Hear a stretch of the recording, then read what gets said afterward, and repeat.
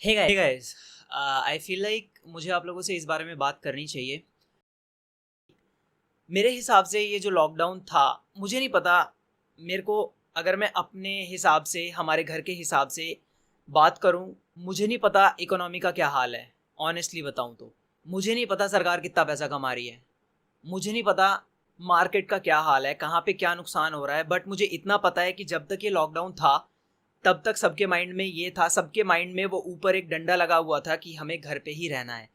जब ये लॉकडाउन हट गया उसके बाद कोई कितना ही डरता हो इस वायरस से, सबके माइंड में कहीं ना कहीं ये बात गई कि लॉकडाउन हट चुका है, पैसा कमाने का यही टाइम है, बाहर निकलना पड़ेगा हर किसी को। उसके बाद सबके माइंड में एक बात और आई कि चाहे ये वायरस कितना ही डेडली है, हमें उससे कोई फर्क नहीं पड़ेगा, हम अपना पूरा ध्यान रखेंगे और हमारा इम्यून सिस्टम काफ़ी अच्छा है तो हमें कुछ नहीं होगा। ये ऐसे थॉट्स थे जो हर किसी के माइंड में थे, इसीलिए लोग आगे बाहर जा रहे हैं और इसीलिए हमें इतने सारे केसेस रोज़ देखने को मिल रहे हैं। आई फील लाइक अगर ये लॉकडाउन अभी भी रहता, स्ट्रिक्ट रहता, तो ये केसेस कंट्रोल हो सकते थे। आई मीन ऑब्वियसली मैं कुछ भी बोलूँ इससे अब कोई फ़र्क नहीं पड़ेगा। और डेफिनेटली बहुत लोगों के पास फाइनेंशियल प्रॉब्लम्स हैं, तो उनके लिए लॉकडाउन हटना ज़रूरी था। हर फैमिली की अलग जो है कंडीशंस होती हैं, इस बात को मैं समझता हूँ। कईयों के लिए लॉकडाउन हटना बहुत ज़्यादा ज़रूरी था बिकॉज बहुत ज़्यादा प्रॉब्लम्स हो रही थी उन्हें फाइनेंशियली। ऐसे ही बहुत सारे लोग हैं जो बाहर निकल रहे हैं अभी भी। आप लोगों को पता ही है इसकी कोई एंटीबायोटिक नहीं है, कोई मेडिसिन नहीं है। डॉक्टर्स भी वही चीज़ कर रहे हैं जो कोई भी बंदा करेगा। फीवर है, फीवर की दवाई दे रहे हैं, कफ है उसकी दवाई दे रहे हैं। तो जो जो प्रॉब्लम है उसकी दवाई दे रहे हैं और न्यूट्रिशियस फूड और जूसेस वगैरह पिला रहे हैं, ताकि, क्योंकि इसकी सिर्फ एक ही दवाई है इस कोरोना से लड़ने की, वो है एक स्ट्रॉन्ग विल, स्ट्रॉन्ग ब्रेन और एक अच्छा हेल्दी शरीर। इसकी और कोई एंटीबायोटिक और कोई परफेक्ट मेडिसिन अभी तक हमें देखने को नहीं मिली है और कुछ नहीं पता। किसी भी एंगल से हमें कोई रे ऑफ होप नहीं दिख रही कि हमें कोई वैक्सीन जल्दी ही देखने को मिलेगी। हम उम्मीद कर सकते हैं बस। तो अगर आप भी ऐसी सिचुएशन में हो, मैं एक चीज़ तो ज़रूर कहूँगा कि अपने माइंड को स्ट्रांग रखो, अपनी फैमिली को स्ट्रांग रखो और जो पेशेंट है उसको तो बहुत ज़्यादा स्ट्रांग रखो। अगर माइंड वीक हो गया तो शरीर कितना भी स्ट्रांग हो वो अपने आप वीक फील करने लगेगा। ऐसे बहुत सारे पेशेंट्स होंगे डेफिनेटली जिन्हें बहुत सारी अलग अलग बीमारियां होंगी। मुझे पता है सिचुएशन ऐसे में हैंडल करना बहुत ज़्यादा मुश्किल है। मुझे नहीं पता कौन कौन सी बातें जो मैं बता रहा हूँ उसमें आप लोगों को कैसे वो हेल्प करेंगी, बट मुझे लगता है कि जितना भी मेरे को नॉलेज है, जितनी भी मेरे अंदर थॉट्स हैं, मैं अगर उनको आप लोगों के साथ शेयर करता हूँ तो आई होप वो इनडायरेक्टली डायरेक्टली आप लोगों की कहीं ना कहीं हेल्प करे। जो चीज़ मैंने समझी है वो एक ही चीज़ है कि एक एक बहुत स्ट्रॉन्ग माइंड चाहिए इस पैंडमिक से लड़ने के लिए। सीरियसली जंक फूड वगैरह पूरा पूरा अवॉइड करो, कोशिश करो न्यूट्रिशियस फूड मील्स लेने का।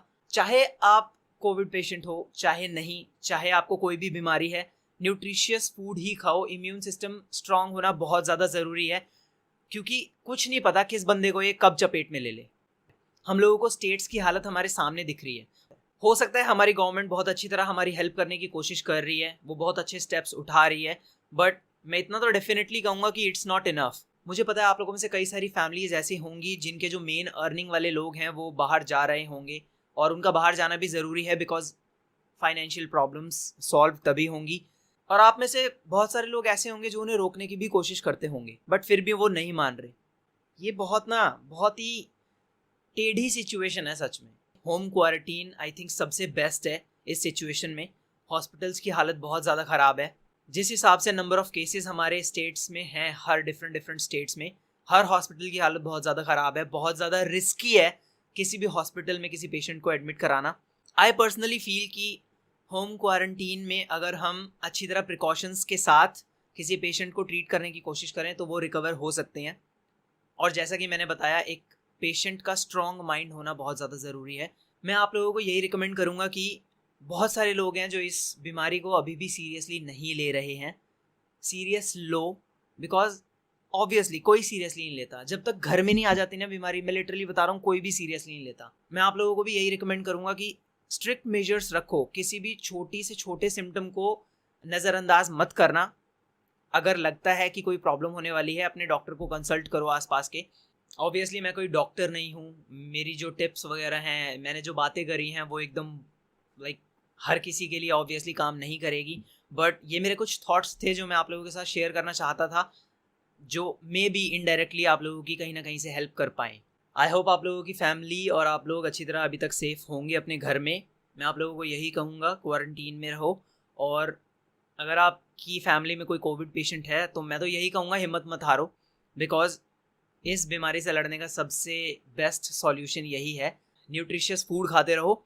अगर इस सिचुएशन को कंट्रोल में करना है तो ऑब्वियसली सिर्फ डॉक्टर और पुलिस वालों पर और साइंटिस्ट पर डिपेंड मत रहो। अपनी सेफ्टी अपने हाथ में है इस टाइम पे, सेफ रहो बस। यही कुछ बातें थी जो मेरे को आप लोगों से करनी थी। Bye, stay safe.